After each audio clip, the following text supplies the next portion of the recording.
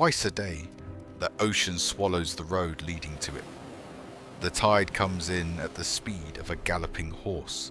That's not a metaphor, that's a recorded fact.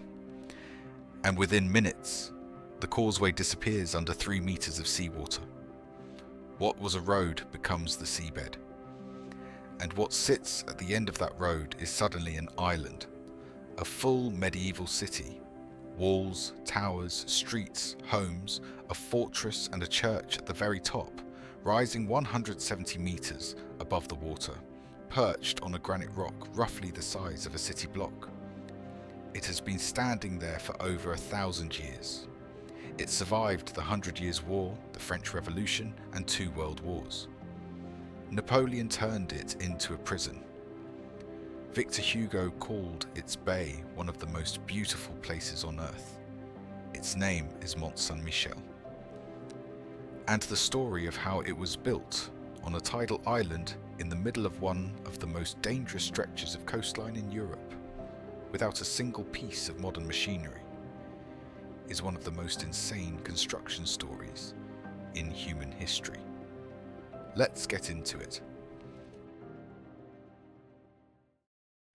To understand what Mont-Saint-Michel is, you have to go back to the year 708 AD and a bishop named Aubert. According to the historical record, and this is the part where history and legend blur in a way that medieval people would have found entirely normal, that Archangel Michael appeared to Aubert 3 times in a dream. Each time, the same instruction: build me a church on the rock in the bay. Aubert apparently kept hesitating, so on the 3rd visit, the archangel reportedly pressed his finger into the bishop's skull hard enough to leave a hole. A skull preserved in the nearby town of Avranches still has that hole in it today. Whether it's Aubert's actual skull or not, nobody can say for certain, but the hole is real, and it has been there for over 1,000 years. That is the founding story of Mont-Saint-Michel. And strange as it sounds, it mattered enormously, because it meant the site carried divine authority from day one.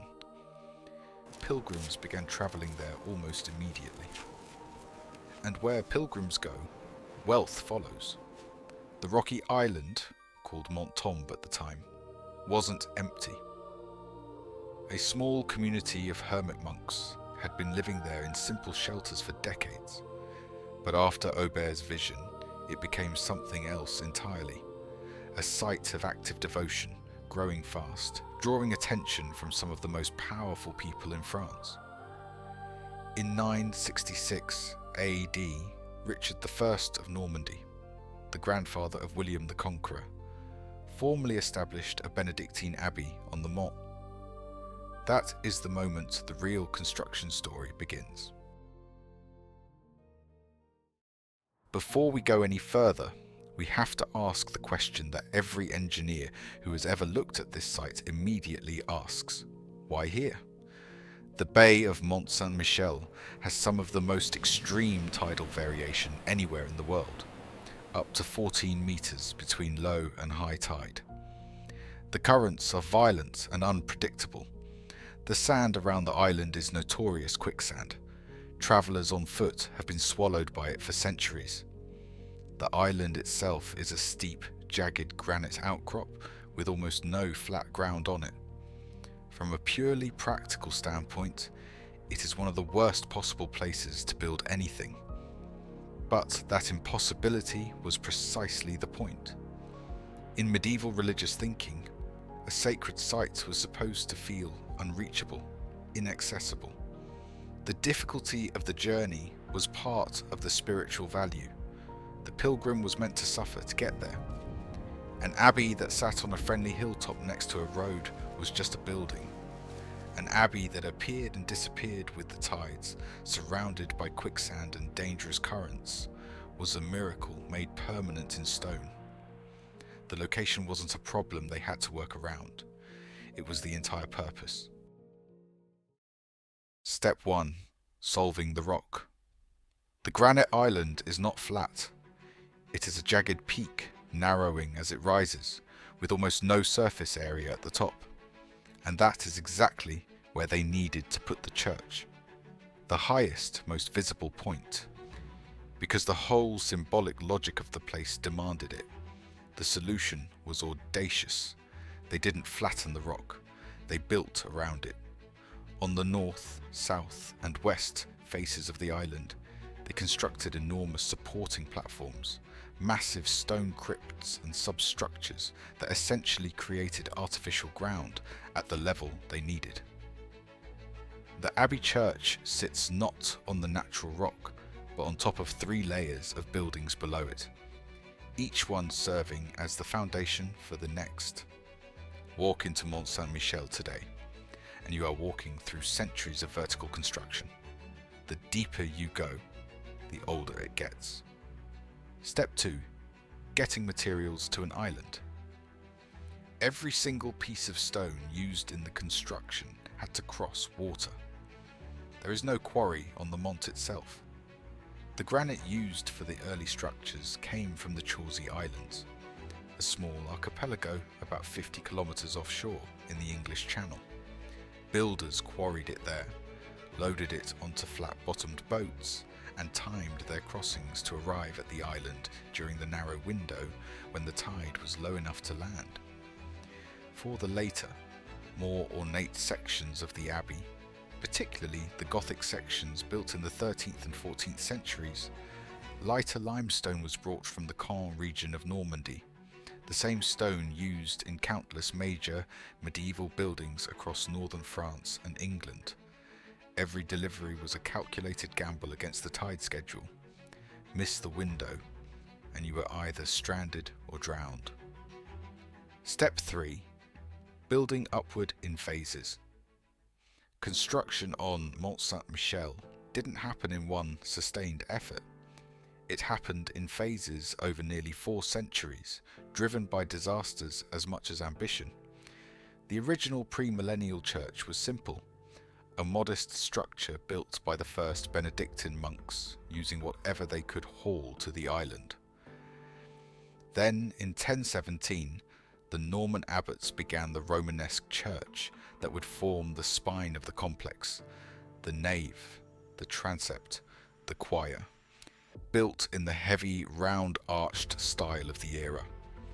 In 1103, the north side of the nave collapsed. They rebuilt it.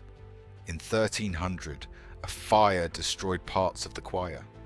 They rebuilt it in Gothic style, taller and lighter than before. Each disaster was answered with something more ambitious than what had stood before it. The most spectacular addition came in the 13th century. La Merveille, the Marvel. A 3-story Gothic structure built directly onto the north face of the rock, containing the monks' dormitory, the refectory, and the famous cloisters. It was built in just 17 years, between 1211 and 1228, funded largely by King Philip II of France as penance after his armies burned part of the town during a military campaign. La Merveille is considered one of the finest surviving examples of Gothic architecture anywhere in the world. It was built in under 2 decades, on the side of a tidal island, using stone that arrived by boat. Step 4. The fortifications. Mont-Saint-Michel was never just an abbey, it was also a fortress. During the 100 Years' War, the brutal, century-long conflict between France and England that began in 1337. The English captured nearly everything around it. The Mont never fell.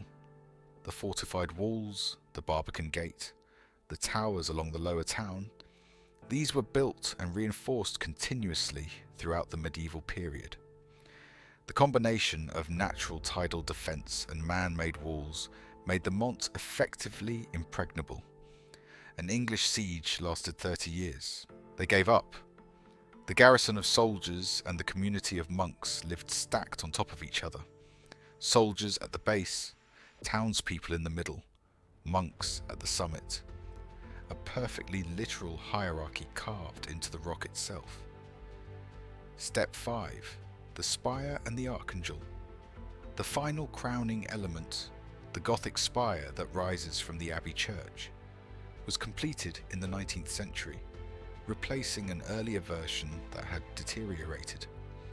At its very tip, a gilded statue of the Archangel Michael stands 170 meters above the bay, sword raised, facing the horizon. On clear days, it is visible from over 30 kilometers away. To a medieval pilgrim approaching across the tidal flats, appearing and disappearing with the mist and the tide, it must have looked like exactly what it was designed to look like. A miracle. Mont-Saint-Michel receives around 3 million visitors a year. It is the second most visited site in France after the Eiffel Tower.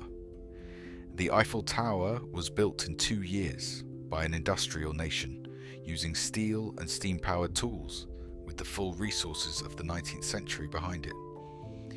Mont-Saint-Michel took 400 years, built by monks and craftsmen and stonemasons, working in one of the most hostile environments on the French coast, hauling granite across open water in wooden boats, racing the tide every single day. 3 million people a year make a pilgrimage to look at what they made. The tide still comes in twice a day. The road still disappears. The rock is still there, exactly where Aubert said the Archangel told him to build. Whatever you believe about visions and angels and divine instruction, here is what is simply, factually true. One man had a dream, and 1,000 years later, it is still standing in the sea.